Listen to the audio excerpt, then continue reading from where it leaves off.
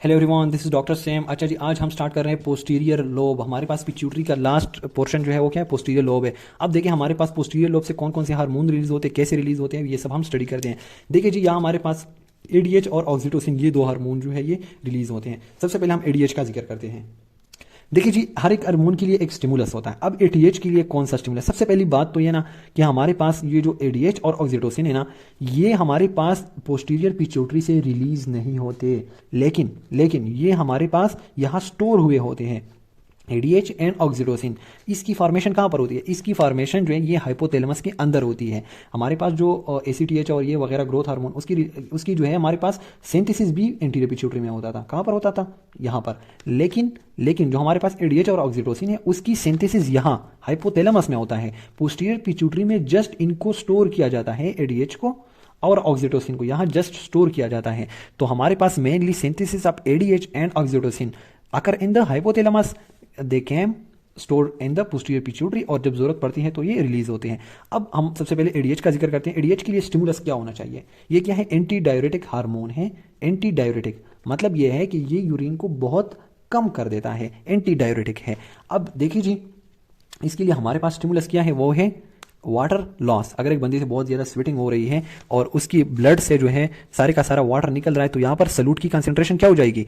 बहुत हाई हो जाएगी। सोल्यूशन जो है वो देखिए, सलूट क्या हो रहा है? बहुत ज़्यादा हो रहा है, क्योंकि वाटर बाहर जा रहा है, सलूट यहाँ पर रह रहा है, तो वाटर जो ब्लड जो है वो ज़्यादा कॉन्सेंट्रेटेड हो जाएगी। जब कॉन्सेंट्रेटेड ब्लड जो है हाइपोथैलेमस से गुजरता है, तो यहाँ पर हमारे पास रिसेप्टर होते हैं जिसको हम कहते हैं आस्मो रिसेप्टर।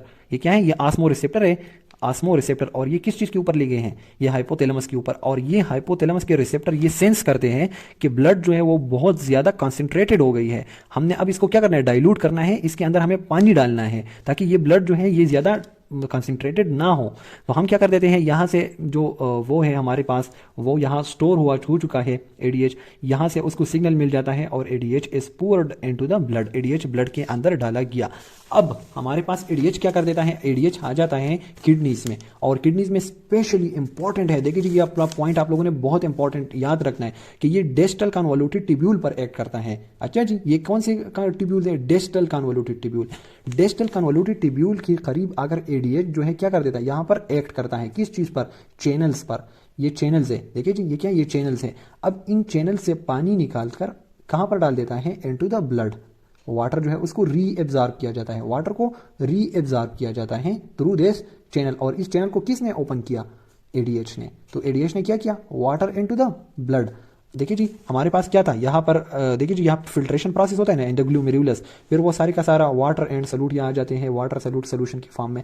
अब यहाँ से सारे का सारा बहुत ज़्यादा मोस्टली वाटर जो है उसको रीएब्जॉर्ब किया गया, और कॉन्सेंट्रेटेड यहाँ से जो नीचे आएगा ना, नीचे जो यूरिन आएगी वो बहुत कॉन्सेंट्रेटेड होगी, क्योंकि वाटर जो है वो थ्रू दिस चैनल एडीएच ने उसके अंदर डाल दिया, ब्लड के अंदर डाल दिया। और बहुत ज़्यादा जो कंसंट्रेटेड यूरिन थी वो क्या आ गई? वो नीचे आ गई, और हमारे पास यहाँ से यूरिन बनना शुरू हो जाता है जिसको हम एक्सक्रीट कर देते हैं। तो कंसंट्रेटेड यूरिन जो है वो एक्सक्रीट कर दिया हमने। ये यूरिन क्यों कंसंट्रेटेड बन गया? क्योंकि हमने क्या किया? हमने इससे ऊपर पानी जो है वापस जिस्म में डाल दिया, ब्लड के अंदर डाल दिया ना। यूरिन ने तो एक्सक्रीट होना है। अगर हम इनकेस सपोज करें ये एडीएच ना होता तो ये चैनल क्लोज होता।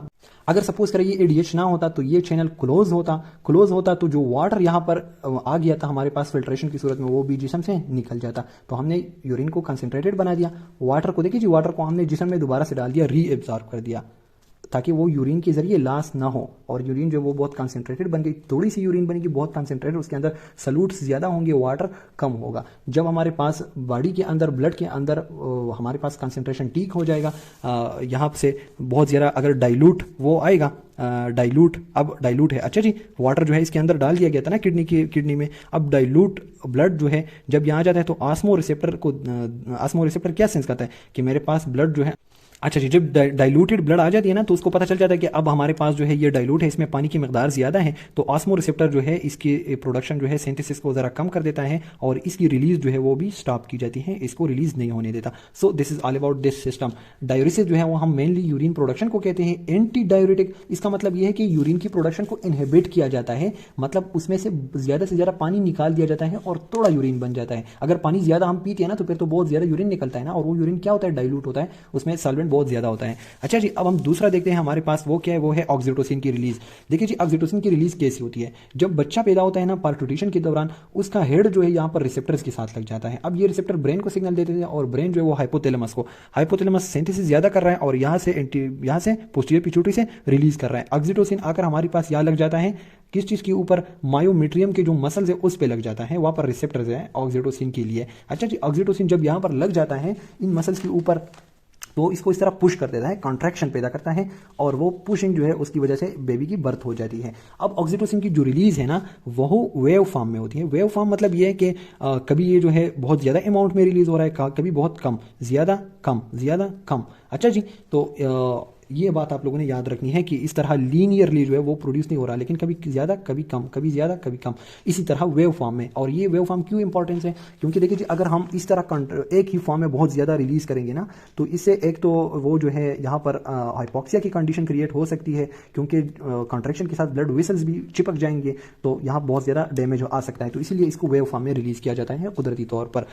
अच्छा जी, दूसरा आप लोग देखें कि जब एक बेबी जो है ना, बेबी वो इस तरह ब्रेस्ट फीडिंग के दौरान जैसे ही यहाँ निपल के साथ उसका माउथ लग जाता है, तो यहाँ पर रिसेप्टर्स होते हैं। अब रिसेप्टर जो वो ब्रेन को सिग्नल दे देते हैं और सिग्नल की थ्रू यहाँ से ऑक्सीटोसिन की रिलीज, और ऑक्सीटोसिन की रिलीज यहाँ आकर ऑक्सीटोसिन क्या करते हैं, जो ट्यूब्स होते हैं हमारे पास, देखिए जी, तो इन ट्यूब्स, देखिए जी, ये हमारे पास एक पाइप से है जिसमें मिल्क आ रहा है, उसको सब स्क्वीज किया जाता है, इस तरह स्क्वीज किया जाता है ताकि यहाँ से मिल्क जो है वो नीचे आ सके। इस प्रोसेस को हम कहते हैं लेट डाउन रिफ्लेक्स या मिल्क इजेक्शन रिफ्लेक्स। देखिए जी, ये इतना फास्ट रिफ्लेक्स है ना, अगर baby sometime when baby start crying, तो जैसे ही बेबी क्राई स्टार्ट कर देता है ना, तो मदर जो है, मदर की ब्रेस्ट से जो है वैसी ही अक्सर वैसी ही मिल्क जो है वो इजेक्ट करना शुरू कर देता है। इतना फास्ट रिफ्लेक्स है, मतलब ये कि उसने जस्ट ईयर्स के थ्रू बेबी क्राई सुना कि बेबी जो है वो हो चुका है, उसको भूख लगी है, थ्रू ईयर्स ब्रेन को सिग्नल आ गया और ब्रेन ने जो है इस तरह हाइपोथैलेमस और यहाँ, क्योंकि उसने अभी मुंह भी नहीं लगाया, लेकिन थ्रू क्राई जो है वो भी हो सकता है,